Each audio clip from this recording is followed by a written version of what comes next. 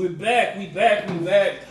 Second part of Wooisms, man. And look, we talking about big egos. Yes. Big egos today, man. Exactly. They can be good or they can be detrimental. Yeah, they could. Another one of them big words. Yes, sir. Hey man, we've been dropping some nice little words today. Dictionary been all out today. So like before the break, man, I asked Woops and a little bit of food for thought. I said, hey man, think about a time where your ego, when you're in a group setting, your ego was needed. Yep. And it worked out. Okay. But also think about a time where your ego wasn't needed and it was detrimental to the group. Well, okay. Well, I will say by me being a military officer, right? Yeah. I'm put in a position to where I have to make decisions, good or bad. I have to make a decision. I had to make a decision, and I had to carry out that decision. No matter what. Yeah. No matter what. So I'm gonna use my military experience for both my good ego and my bad ego. My bad ego first, right? So graduated 2009, commissioned 2009, fresh butter bar. That's what they call a second lieutenant in the army. Yeah. Fresh butter bar, because it's a gold like little bar on our chest. Yeah. All right, fresh butter bar or whatever, right? That was 2009. Go through my training and all this other stuff, all through my military career, man. Like ever since like I left basic training, I said this enlisted shit not for me. Yeah. I can't do it because I can't take too many commands from all these people that outrank me. I know when I'm an officer, I gotta listen to maybe 2 or 3 people versus 7 to 8 people. Yeah. All right. So I was always taught, hey, the best officers are the ones that learn from their enlisted NCOs that have been in. All right, cool. I had all that good training. Yeah. Right. So 2010, all the Haiti stuff was going on. So I was supposed to be deployed on a peace mission to Haiti, right? That fell through the last week before we got shipped off. We were supposed to be shipped off. So then I lucked up, quote unquote, and got picked up for a deployment to go to Afghanistan, right? Yeah. So I'm for one, all right, so these are all the signs that are telling me this is bad. All right. Okay? So one is telling me, hey, this unit is from Nashville, Tennessee. Anyway, all I'm thinking about is I'm finna go get this money. I'm about to get this bread. Okay, the second no was it was in Afghanistan. Afghanistan in 2010 was still heavy. But I was like, I'm finna go get this bread. The third no that should have been saying, woo, wake the fuck up, hell no, was once I got to the unit, I realized I was the only black officer in that unit. Right? So even though, I was like, I ain't gonna trip, I'm still trying to, prevail through it or whatever the case may be. Yeah. I had my own platoon. I was a platoon leader at that time. I had maybe about 20 soldiers under my command. Blacks, whites, my platoon sergeant was like he was an E7, older white guy. Thought we got along together pretty tough, right? Yeah. So the unit that we was in, the company commander was a captain, never been deployed. The first sergeant, was an E8, never been deployed.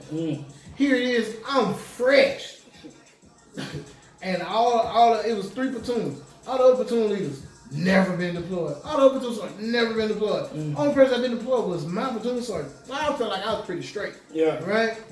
But here it is, my company commander was trying to micromanage me and let all the other 2 platoon leaders do their thing. So my ego got in the way. I said, look, sir, you signed off on me joining your company for this deployment. So obviously, you looked at my background and you saw that I had the credentials to do your mission and lead these soldiers.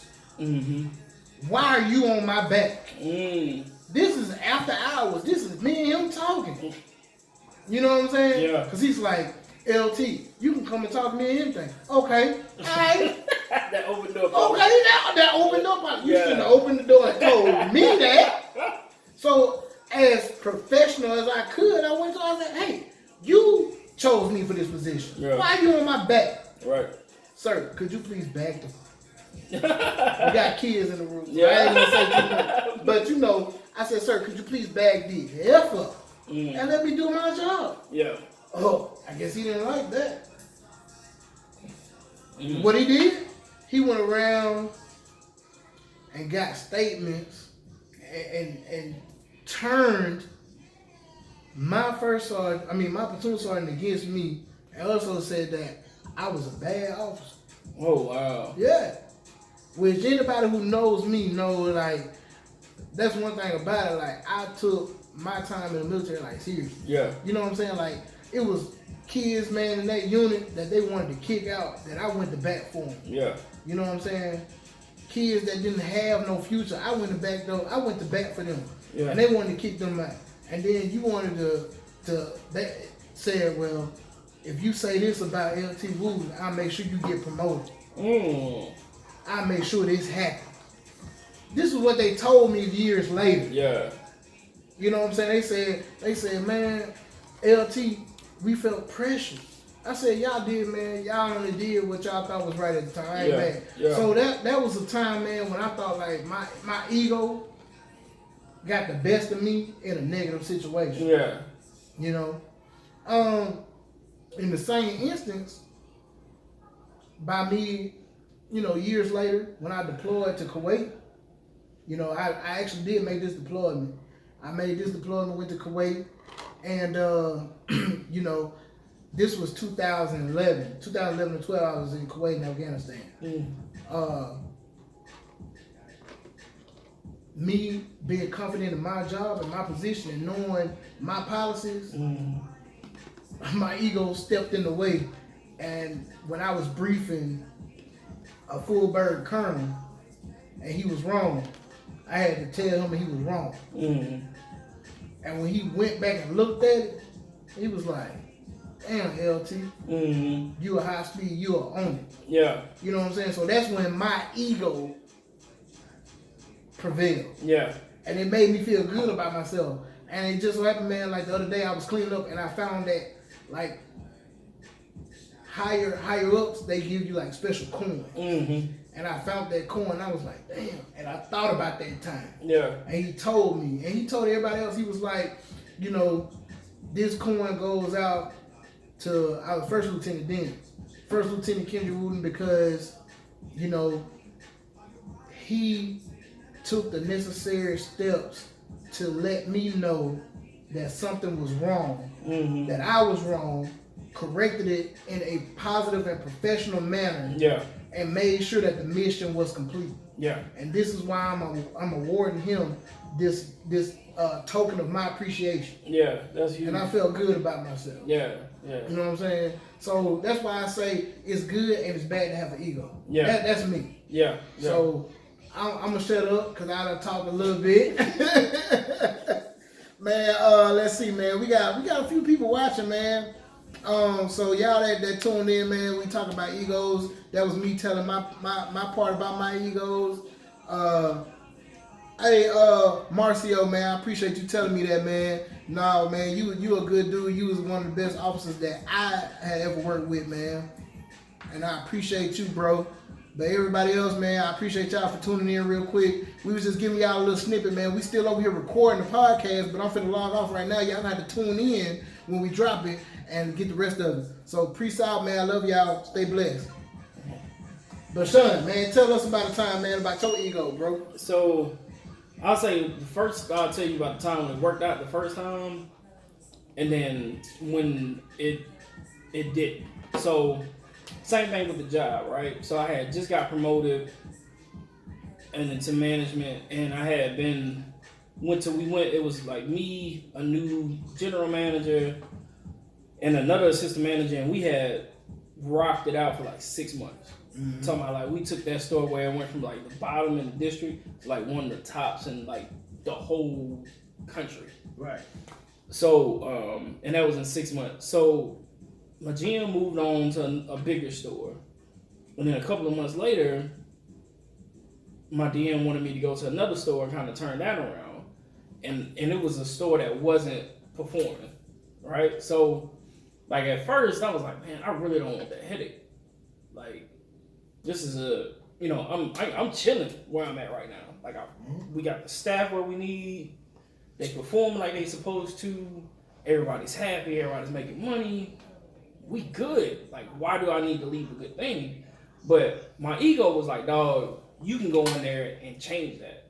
You can turn that store around just like that, make a bigger name for yourself, and then put yourself in a better position to get promoted to general manager. Mm-hmm. So I was like, no hesitation. Like, I was like, all right, cool. I'll go do it. But not only like me accepting that, put me in the good graces of my DM, so I got put into like a bunch of development programs that I probably wouldn't have got put into before, which gave me additional exposure outside of my district and within the territory. And I learned a lot from that. And that was like a 2-year stretch. Right.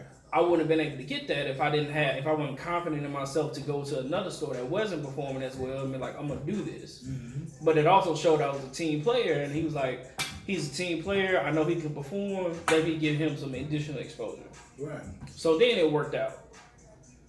Didn't work out for me when I was at that same store after 2 years, thinking, all right, man, I'm supposed to go ahead and be promoted right off because I've been doing all this good stuff, and it didn't happen. So I was like, man, basically I was just like, I'm too good for this. Right. I need to go to another store because like I'm being held back. Right. So I go to the other store. Within like a month of me going to the other store, the general manager of the store I was at left. And I couldn't apply for a spot because I had just transferred to another store. Wow. Yeah. So it's like if I had stayed put and try to work it out or endure for like another month or two, I could have applied for her spot and potentially got it. Yeah. Instead, I'm sitting there with boo-boo face because I couldn't even apply for it. You know what I'm saying? I couldn't even apply for it. Hindsight's 2020. I think it worked out. Oh yeah, because you're in a better predicament. I'm in the spot I'm in now is great. Yeah, it's legit. But at that time though, yeah. I was just like, golly, like I got out of the situation to like because I'm like, nah, this ain't gonna work. Like point blank, period. And I'm too good for this. I need to go somewhere else so I can go ahead and get right to not even being able to apply for the spot I wanted. Yeah. Because I was just like, man, forget this. Like, I'm too good. I'm leaving. Right. You know what I'm saying? So it was kind of a bittersweet because like I said, hindsight 22, like, I'm straight now. Yeah, you good. But at the time, man, I was just like, oh, of course. Like, really? Yeah. Like, it was literally like 4 weeks after I left. So it kind of backfired on me. Gotcha. You know what I mean? Jay, you behind the camera, bro. Like, I mean, you got a time, man, you know. You want to share about your ego, or you good today? You know what I'm saying? I'll share real quick. It ain't that major, but pretty much almost the same thing. Like, you know, Sean, I was same deal, you know, kind of behind somebody. You know how it be, you know, sometimes you feel like the person above you ain't really what they need to be. Right. And you feel like you could do better than what they could do, you know what I'm saying? So, you know, I had been in that situation, and, you know, I felt like, you know, that was for me. You know what I'm saying? It, like, who is this? like, who is this y'all got right here, man? Who's this guy? That's the thing about it, though, man. Like your ego will make you feel like you are that person. Yeah. And it should. Yeah. Because if you have an ego, it can't even be an ego if you feel like, oh, they might be better than me. Yeah. You know what I'm saying? Yeah. You gotta have confidence, bro. Right, exactly. And like that's where like the ego comes from. See, that should be a whole other conversation. Oh yeah. Confidence versus cocky. Yeah. Yeah. But you gotta walk around with like a certain amount of like, hey dog, I'm that nigga. Yeah. Like you gotta walk around with like that, I'm that nigga. Don't just, like I might be humble and I'm nice I'm relatable, we cool. But don't forget, I'm that nigga. Oh yeah. Right. Exactly.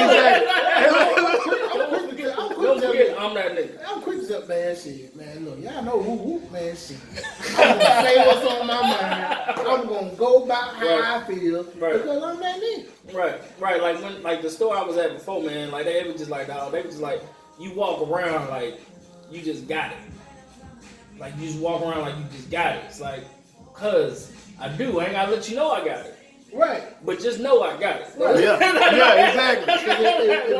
If your ego drives you to feel a certain way, Right. your actions are gonna speak. Your ego is gonna speak through your actions. Exactly. Right. And it should. Right. Exactly. You know what I'm saying? Yeah. Right. So man, like that, it's so crazy, man. Cause you know, if we think about it, man, like egos for the bad have done a lot of bad in the community, Yeah. in the environment. Yeah. Man, if you think like